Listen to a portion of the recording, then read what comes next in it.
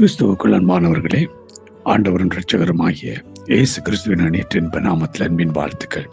நாம் தொடர்ச்சியாக இருதய கடினத்தின் விளைவை குறித்து தான் தியானித்து வருகிறோம். நேற்றைய தினத்தை பார்த்தோம், சீஷர்கள் அற்புதங்களை கண்டும் இன்னும் இயேசு கிறிஸ்துவனுடைய வல்லமையை உணராதவர்களாக இருதய கடினத்தின் நிமித்தம் கடிந்து கொள்ளப்பட்டதை பார்க்கிறோம். இதே சீஷர்கள் இன்னும் ஒரு சம்பவத்தை நாங்கள் பார்க்க போறோம். மார்க்கு 16வது அதிகாரம் 14ஆம் வசனம் இவ்வாறு சொல்கிறது. அதன் பின்பு 11 பேரும் போஜன பந்தியில் இருக்கையில் அவர்களுக்கு அவர் தரிசனமாகி உயிர்த்தெழுந்திருந்த தம்மை கண்டவர்களில் அவர்கள் நம்பாமற் போனது நிமித்தம் அவர்களுடைய அவிசுவாசத்தை குறித்தும் இருதய கடினத்தை குறித்தும் அவர்களை கடிந்து கொண்டார்.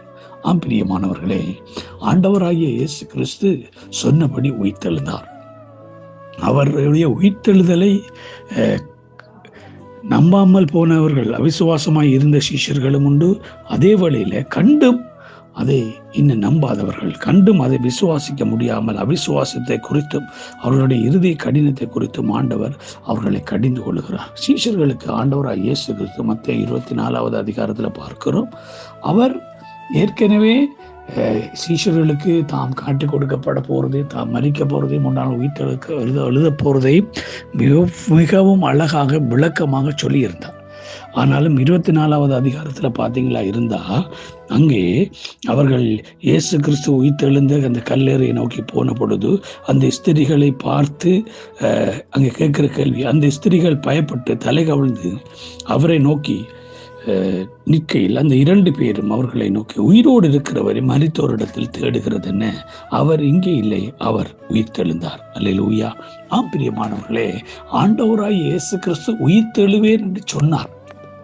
ஆனாலும் அந்த உயிர்த்தெழுதலை நம்பாத, அவர் விசுவாசிக்காத இயேசுடைய தாய் மற்றும் அதுக்கு பிறகு பிற்பாடு பார்க்கிறோம் சீஷர்கள் கூட ஆச்சரியப்பட்டு ஓடினார்கள். இயேசுவை கல்லறையில் இல்லைன்னு சொன்ன பொழுது ஆச்சரியப்பட்டு ஓடி போய் பார்த்தார்கள். இயேசு உயிர்த்தெழுந்ததை அப்போ கூட நம்பவில்லை, சீஷர்கள் நம்பவில்லை.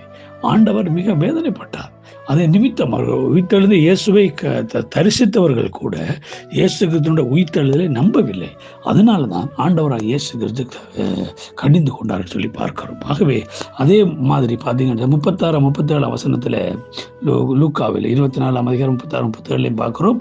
அங்கேயும் ஆண்டவராக இயேசு கிறிஸ்து அவர்கள் அங்கே இயேசு தம்மை நடுவில் நின்று இவர்களை சமாதானம் என்றார்கள்.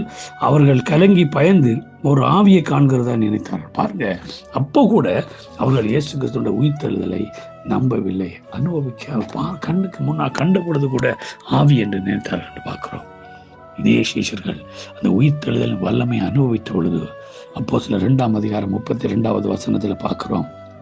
அங்கே சொல்லுகிற ஒரு காரியம், இந்த இயேசுவை தேவன் எழுப்பினார், இதற்கு நாங்கள் எல்லோரும் சாட்சிகளாய் இருக்கிறோம். அல்லேலூயா. தேவன் அவரை உயிரோடு எழுப்பினார் என்பதற்கு நாங்கள் சாட்சிகளாய் இருக்கிறோம் என்று 2:32 சொல்கிறார். 4:33 இவ்வாறு அங்கே சொல்லப்படுகிறது. கர்த்தராகிய இயேசுவின் உயிர்த்தெழுதலை குறித்து அப்போஸ்தலர்கள் மிகுந்த பலமாய் சாட்சி கொடுத்தார்கள். அவர்கள் எல்லோரும் மேல் பூரண கிருபை உண்டாயிருந்தது. ஆமென். இன்றைக்கு உயிர்த்தெழுந்த இயேசு கிறிஸ்துவை அனுபவித்த நாம் அவருடைய உயிர்த்தெழுதலை மறுதளிக்கிற விதமாய் அல்ல, உயிர்த்தெழுதலுக்கு சாட்சியாய் நாம் நிற்க வேண்டும். உயிர்த்தெழுதலுக்கு சாட்சி அந்த உயிர்த்தெழுந்த இயேசுவை நாம் மற்றவர்களுக்கு காண்பிக்கிறவர்களாக இருக்க வேண்டும். எங்களுடைய அவிசுவாசம், எங்களுடைய இருதய கடினம் அவருடைய உயிர்த்தெழுதலின் வல்லமையை வெளிப்படுத்தாது. ஆகவே எங்களை நொறுங்குண்ட இருதயத்தோடு ஆண்டவருடைய சமூகத்துக்கு நம்ம வரும் பொழுது அவர் எங்களை உயிர்த்தெழுதலின் வல்லமையினாலே நிரப்புகிறார். நாங்கள் உயிர்த்தெழுதலின் சாட்சிகளாய் மாறுகிறோம்.